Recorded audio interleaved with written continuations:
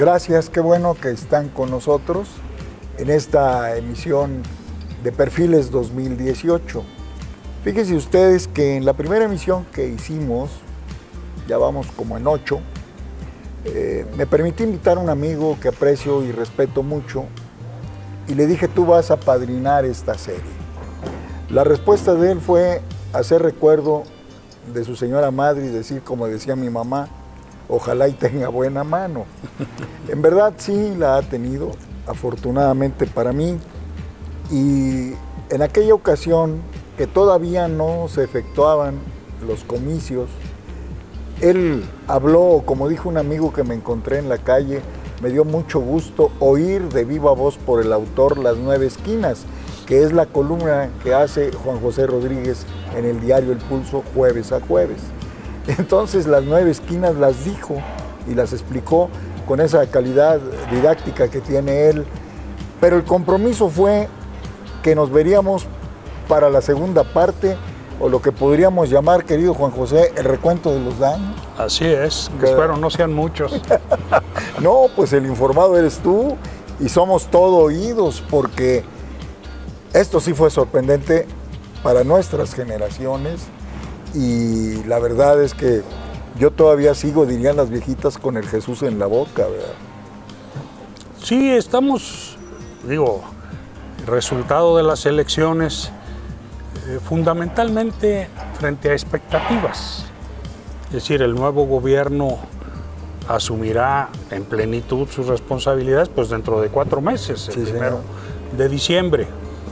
A diferencia de todas las ocasiones anteriores, ahora ya se tiene una visión casi completa del gabinete, e incluso ya hubo un cambio, pero lo que básicamente hay es expectativas.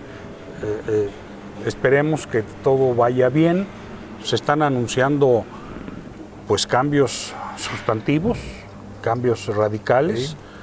Algunos creo que son no solo fáciles de entender, sino de asimilar, de aplaudir, como los intentos, los propósitos de austeridad, de reducción de sueldos de los más altos, en fin.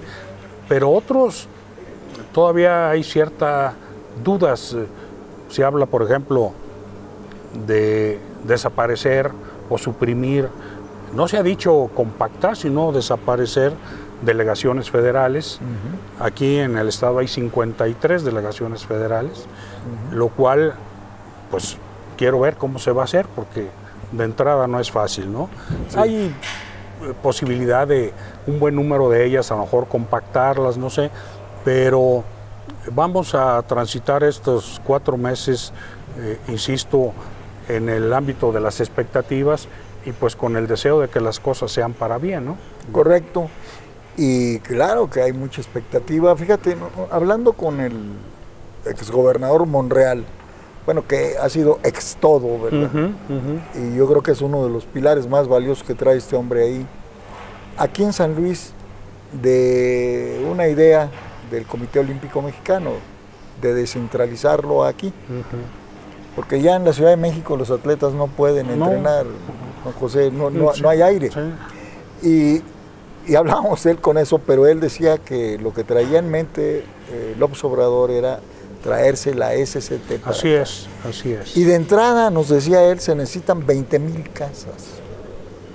Porque no nomás es cambiar. Que no se construyen de un día para otro, ¿no? Sí. Ni de un año para otro. Correcto, ¿no? Correcto. Y servicios. Mira, hay una, Pedro Manuel, hay una experiencia que yo creo que es válida. En los 80s, en el sexenio de Miguel de la Madrid, que se intentó una descentralización más amplia y no se concretó, pero sí, por ejemplo, el INEGI, que es el Instituto Nacional de Estadísticas, Geografía e Informática, lo cambiaron a Aguascalientes. Pero el proceso tardó 3 años, desde iniciar la planeación a los primeros desplazamientos, la construcción del edificio, que es un edificio grande, no sé, pero ahí deben de trabajar varios centenares de personas, si no es que más, tener viviendas para el personal y todo. Y yo creo que la SCT es varias veces más grande que el INEGI, ¿no? Ahora, cabe una posibilidad, yo no sé si sea lo que se esté contemplando. La Secretaría de Comunicaciones y Transportes tiene o tenía, porque se resintió con el temblor de septiembre pasado, un edificio en Xola, viejo ahí en Xola y Universidad, por ahí, y ahora se cambió por ahí cerca. Una posibilidad es que se vinieran lo que es las oficinas centrales, el secretario, los subsecretarios, las principales direcciones generales que estén ahí. De todos modos es un monstruo, pero a lo mejor de 2.000 o 3.000 personas, porque la Secretaría está muy descentralizada, es decir, dentro del DF tiene distintos edificios, hay direcciones generales que tienen edificios completos, porque si se vienen todos, mira, no he verificado el dato, pero no me sorprendería que la SCT en el Distrito Federal tenga más de 10.000 empleados. Probablemente su plantilla sea mayor, pero la SCT ahorita tiene delegaciones en todos los estados que cuentan como parte de su plantilla. Bueno, como luego dicen, poco vivirá el que no alcance a ver qué pasa con esto, ¿verdad? No. Ojalá sea para bien. Desde una óptica, sí, bueno, es una manera de contribuir no solo a la descentralización administrativa, sino a la descentralización del crecimiento, del desarrollo. Se lleva a ciudades intermedias una fuente importante de empleo. Yo ahí tengo algunas dudas. Lo hemos estado viviendo aquí en San Luis Potosí en los últimos años, que no traemos un problema serio de desempleo. Traemos una buena oferta de empleo por las armadoras, por las empresas satélites, en fin. Y lo cierto es que la llegada de gente nueva que viene con empleos y todo, nos ha encarecido las rentas, el valor del terreno, ha congestionado algunas vialidades. Hay momentos en que el traslado hacia la zona industrial, que antes lo hacías en 15, 20 minutos, ahora lo haces en 1 hora. Entonces, vamos a ver, ojalá sea para bien, pero que tampoco nos sorprenda si se nos complica un poco la vida, ¿no? Pero tienen que hacerlo como dijo el árabe viejo, asbacito. Pues sí. Tiene que ser despacio. Yo aquí comentaba en este mismo Perfiles un día con otra charla de cómo, por ejemplo, en los grandes desarrollos como son los fraccionamientos, pues hay cientos de albañiles que hace 10 años, Juan José, llegaban en bicicleta. Así es. Ahora llegan muchos en vehículo y otros que también es vehículo, las motocicletitas esas itálicas que están de moda. De manera es que los transportes colectivos, camiones para nuestro uso, vienen casi vacíos. Sí. Ya no se llenan como se llenaban y las rutas son absolutamente insuficientes. No, hay horas del día en que distintas arterias importantes de la ciudad, todas están congestionadas. Sí. Carranza, Himno Nacional, Salvador Nava. Hay problemas ahora de movilidad. Eso. Y gran parte tiene que ver, aunque no soy experto en la materia, las deficiencias del transporte público, porque un muy buen servicio de transporte público vuelve un tanto innecesario, no deja de ser indispensable el disponer de tu propio automóvil para ir al trabajo y eso, ¿verdad? Pero bueno, vamos, no falta mucho. Oye, Juan José, y viendo el recuento de los daños, claro, ya ves que ahora ya no es un soldado en cada hijo te dio nuestro himno, sino un analista político en cada hijo te dio. Hay una bola de análisis y de conjeturas y de que si yo pienso, etcétera. Pero así visto desde tu punto de vista, que es muy amplio y me consta y que es universal, ¿tú cómo ves el futuro inmediato de San Luis Potosí, no de la República? Mira, políticamente, sí, en términos de interacción política y todo, creo que se va a complicar un poco. Como lo digo en mi columna de hoy, con su voto los potosinos hicieron una redistribución del poder. lo cual de entrada puede ser saludable. Ahora hay que verlo también en operación. Por ejemplo, en el Congreso local, que tiene 27 diputados, ningún partido, ninguna coalición tiene mayoría. Domina. Esto no es totalmente nuevo, incluso en la actual legislatura, la fracción más grande, que es la de la coalición PRI, Verde, PANAL, junta 12 diputados, para alcanzar la mayoría simple, que son 14 de 27, pues basta hacer alianza con otros 2 diputados o con otra fracción. Ahora, la más grande va a ser la de Morena, con 9. Morena por sí mismo tiene 4 diputaciones de mayoría y 2 de representación proporcional, 6. Pero 2 más en alianza con el PT y otra de mayoría relativa con el PES, tiene 9. Entonces, para llegar a 14 necesita 5, ¿sí? El PRI, que es el partido en el poder estatal, ahora queda con 5 diputaciones, que pueden ser 7 con alianzas con el Verde, que eso ya no es seguro. Entonces, ahí o se enriquece la vida pública en la esfera parlamentaria con buenos acuerdos, buenas discusiones, o va a ser una cena de negros. La única esperanza que tenemos muchos potosinos es que los próximos diputados no salgan tan sinvergüenzas, tan pillos como los actuales, ¿verdad? Ya eso sería ganancia, ¿verdad? El hecho de que... Un avance. Sí, ya eso merecerían reconocimiento de entrada, porque se ha dicho mucho, lo repiten algunos colegas periodistas, la experiencia ya nos ha enseñado que la peor legislatura es la que sigue. Entonces esperemos que ese maleficio se rompa, ¿verdad? Ojalá y así sea por San Luis, Juan José. San Luis, estarás de acuerdo conmigo, no lo sé, vamos comentándolo, pero yo siento que lleva un paso parejo, muy fuerte, y que a pesar de nosotros mismos no lo podemos detener. Tengo mucho interés en entrevistar a esta mujer joven de apellido Briones, que va a ser la presidenta municipal en Villa de Reyes, Erika Briones.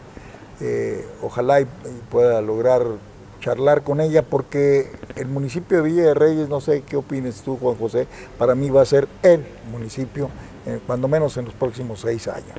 Sí, va a ser un municipio rico o con una mayor capacidad económica, por lo que tienen que tributarse ahí algunas empresas, por la generación de empleo, y bueno, todo se reduce a que no se vea como botín. Mientras no lo vean como botín, correcto, habrá que invertir, que gestionar. El problema es que hay alcaldías, no digo que sea el caso, conozco poco a Erika, pero tengo una buena impresión de ella. El problema es cuando llegan y ven el botín, y como ahorita que ya se van, hay unos que hasta las bancas del jardín se quieren llevar. Se andan llevando. Sí, esto, no sé si tú pienses lo mismo, Juan José, pero creo que se volvió una cultura general. Sí, que es en lo que quizá mejor impacto o el impacto más trascendente tenga este cambio de gobierno, que entra un partido que es un partido nuevo, que se fundó hace 4 años, Morena, que llega a la presidencia de la República, que ojalá su mayor aportación puede ser romper esta, yo no estoy seguro que sea una cuestión cultural, pero esta casi cuestión cultural de patrimonialista, de que el poder es para hacerse ricos, de que el poder es para salir de apuros económicos. Si con esto que logre cambiar López Obrador, ya merecerá un buen lugar en la historia, porque no es posible. Muchos nos detenemos en que hay sueldos muy elevados en algunas áreas de la alta burocracia, y digo en algunas porque no en todas.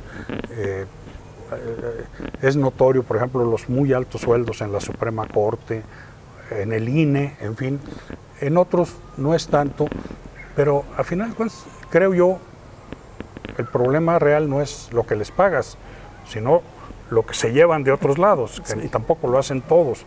Hay muchos servidores públicos muy honorables, muy dedicados, muy decentes, pero hay muchos que nada más van a ver qué se llevan, ¿verdad? Delincuentes, exactamente. Entonces, si eso se frena, si se crea un nuevo sentido de responsabilidad cívica, de trabajo honorable, este país cambia, ¿eh? Este país cambia para bien.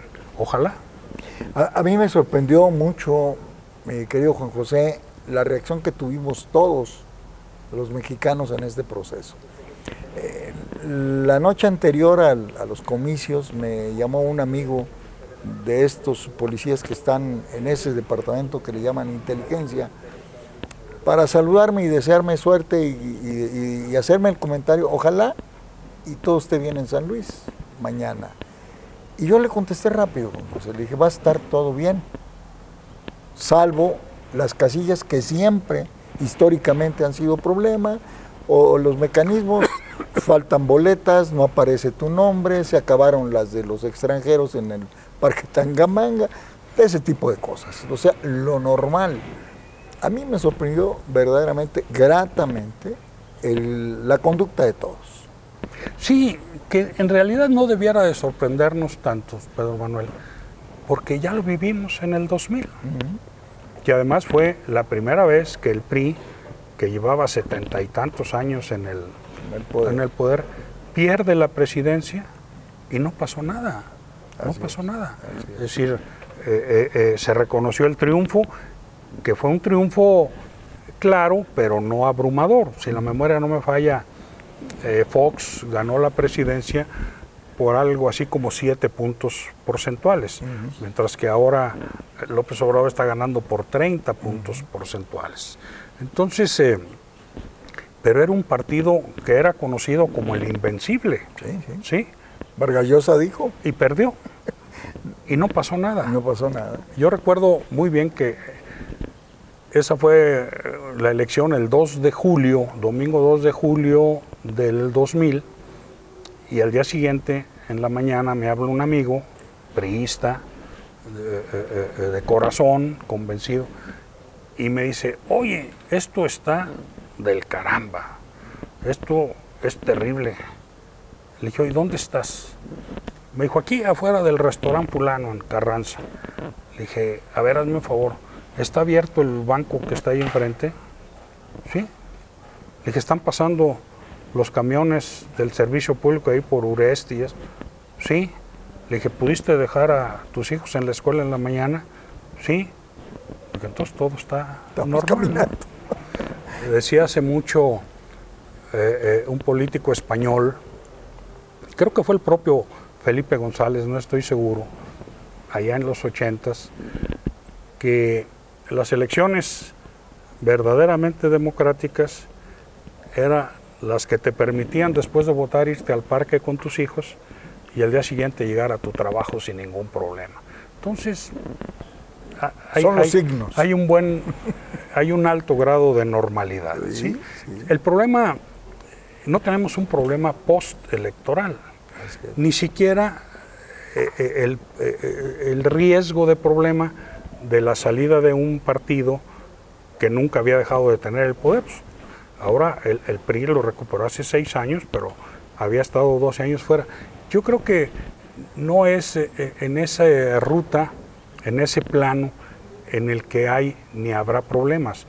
No, las expectativas o los riesgos es en la implementación del nuevo gobierno con los grandes cambios que está anunciando de la descentralización. Bueno, hay un listado de 50 puntos que ya dio a conocer López Obrador para combatir la corrupción y establecer la austeridad republicana. Bueno, pues con la mitad que funcionen, el país saldrá ganando. Camina. Es decir, lo que te quiero decir, Pedro Manuel, es que no estamos en una situación de crisis. De caos. Sí. Podemos estar con dudas, algunos tendrán certezas, otros estarán totalmente escépticos, pero el país está funcionando y esperemos que así siga, ¿verdad? Esos ejemplos que diste son magníficos y yo creo que a la audiencia le va a quedar muy, muy claro de qué se trata y cuáles son los termómetros que debemos de analizar y revisar en la realidad. Y lo que sí pasa es que aquí estamos, en nuestro país, tranquilo, San Luis creciendo, la gente empujando por venirse a San Luis, y nosotros, yo siento, comparando esta ciudad de San Luis con la de Guadalajara, que apenas hace unos 15 años empezó a modernizar sus vialidades. ¿Por qué, Juan José? Porque tiene 7 municipios conurbados que ya se fusionaron y se volvió de 7,5 millones de habitantes. Sí, es una zona metropolitana muy grande. Y no estaban preparados, esa es la verdad. Aquí yo siento que pianito, ahí vamos. Pero sí nos está complicando la existencia el crecimiento. Sin duda. Lo cual siempre será preferible a los problemas que te puede generar el estancamiento o la crisis económica, ¿verdad? El para atrás. Pero no hemos estado preparados, se ve mucho en movilidad, por ejemplo, en vías de desplazamiento. Ya se están tomando algunas medidas, está en construcción un nuevo brazo del distribuidor Juárez, que algo servirá. Se habla de la necesidad de una vía paralela a la 57, pero son problemas difíciles y que eventualmente pueden complicarse, ojalá y no, pero es un tipo de problemas preferible a los que genera la falta de desarrollo, la falta de crecimiento. Correcto. Eso hablando de San Luis y sobre todo de esta capital o de la zona urbana. Ajá. Tenemos otros tipos de problemas en la Huasteca que tú conoces mejor que yo, o en el altiplano, ¿no? Sí. Pero por lo pronto sí es urgente que la planeación considere un ritmo de crecimiento, de aumento poblacional y que no nos tome por sorpresa. En las 9 esquinas, en tu columna que es tan seguida, leída y prestigiosa, como siempre ha sido tu columna. Eres muy generoso. Como se llame. ¿Qué recomendarías tú a la ciudadanía en general? Sí, porque no estoy hablando de profesionistas, ni directores, no. A la ciudad, a los que te leen y los que no te leen, que te escuchan de boca en boca, ¿qué recomendación le harías? Sí. Es una buena pregunta. Fíjate que no me la había planteado, a reserva de en algún momento añadir o no algo. Hay dos recomendaciones que yo haría. Una, no ver el futuro con pesimismo, o dicho con sentido positivo, ver con un razonado optimismo el futuro de nosotros, los potosinos, como comunidad, es decir, como gran conjunto. Ya somos casi 3 millones en el estado, 1 millón pasadito aquí en la zona conurbada. Entonces, ver el futuro con optimismo, pero también mantener una postura de sana exigencia, una visión crítica, razonada, no visceral, frente a las tareas de gobierno. Porque a los gobiernos, sean municipales, sean estatales, si no les dices nada, si no te quejas de lo que es justo quejarse, como también si no reconoces aquello que haya que reconocer, si no manifiestas tu inconformidad en lo que se está haciendo mal, pues ahí le siguen, al cabo que nadie dice nada, ¿verdad? Entonces, una actitud saludablemente crítica y una buena dosis de optimismo.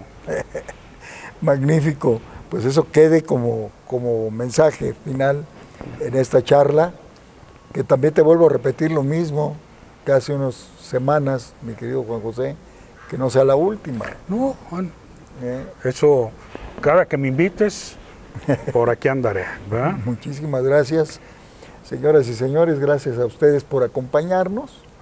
Aquí tienen a Juan José Rodríguez, pueden leerlo en El Pulso jueves a jueves y saludarnos en la parroquia, que siempre asiste puntualmente. A ustedes gracias, los espero en la próxima. Soy Pedro Manuel de la Fuente. Hasta la próxima y la paz, por supuesto.